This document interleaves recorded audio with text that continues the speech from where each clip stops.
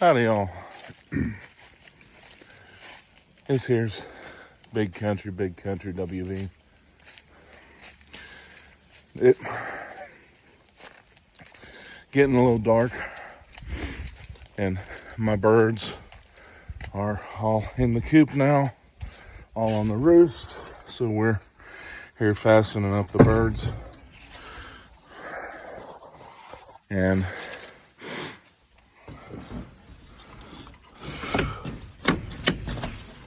got my own way of doing that. Now, I'm packing, and I'm going to take my light, shine in there, make sure there's nothing predatory in here. There's a mouse.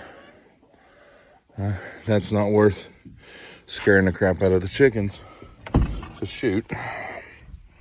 But I do need to do something about that mouse. But anyway, these are just things that part of living life on the farm here, the home farm, homestead, whatever you want to call it, man. I'm not getting too wrapped around the axles on the terminology, but we fixed us a pretty good dinner for this Sabbath evening, and a good chunk of it came from property. We made cornmeal mush, or cornmeal mush, depending on, Grandma always called it mush, even though it's spelled mush. Like, just give me my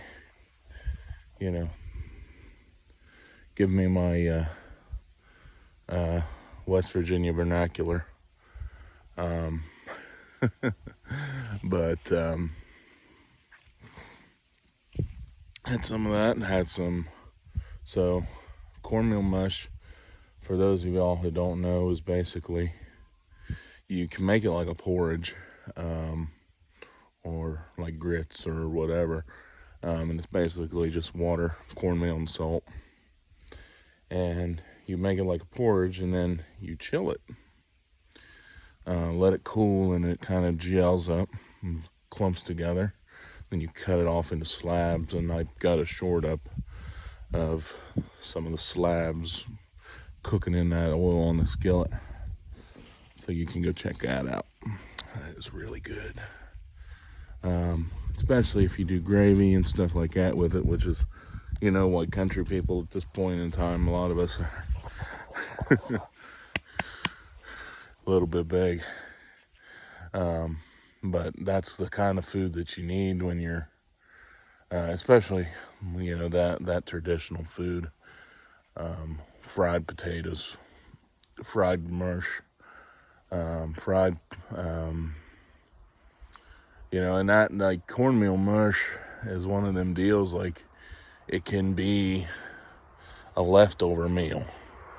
Like, you take and you make up a mess of cornmeal mush and you eat it as a porridge, and all of that, like, that's your preps right there. That requires no refrigeration. Like, nothing that we had tonight, which was just, we just did breakfast, right? We did cornmeal mush, scrambled eggs, and fried potatoes. And nothing required refrigeration. Eggs, if you're from the farm, they don't require refrigeration. Potatoes, they don't require refrigeration. They require a potato bin, if you're going to keep a bunch of them over winter.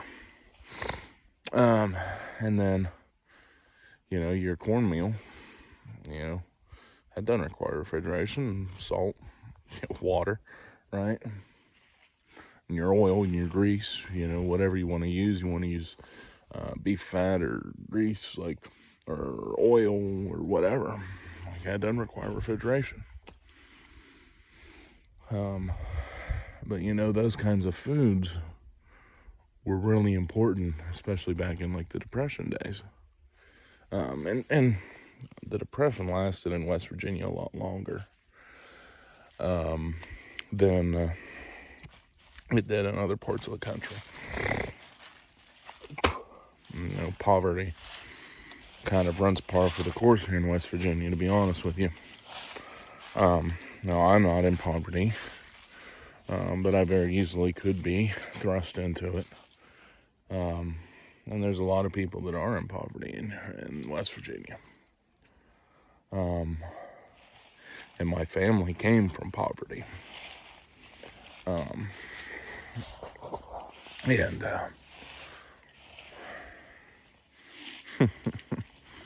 you know, my family, you know, came from very humble means.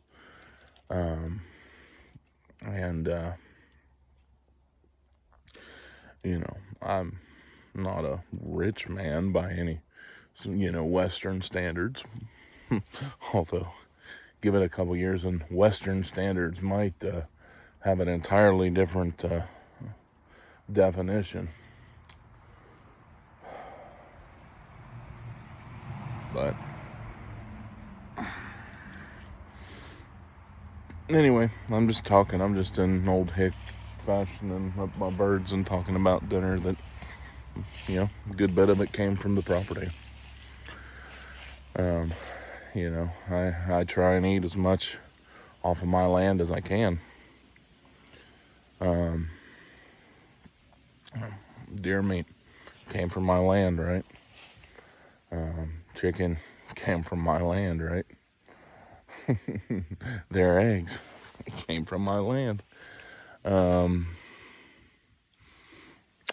Something to think about. These simple pleasures in my life here. And a lot of that is beneficial. Like, and a lot of that is just by nature of me living out here back in the holler. And just living this lifestyle that I do. So, anyway, y'all, I hope you have a great day. God bless.